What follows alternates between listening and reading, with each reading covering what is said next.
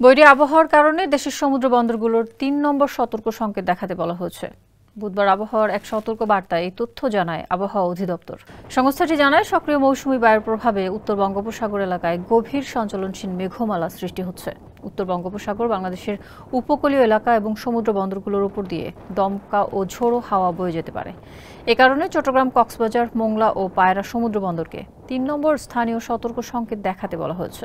এছাড়া উত্তর বঙ্গোপসাগরে অবস্থানরত মাছ ধরার নৌকা ও ট্রলারকে পরবর্তী নির্দেশ না দেওয়া পর্যন্ত উপকূলের কাছাকাছি এসে সাবধানে থাকতে বলা হচ্ছে।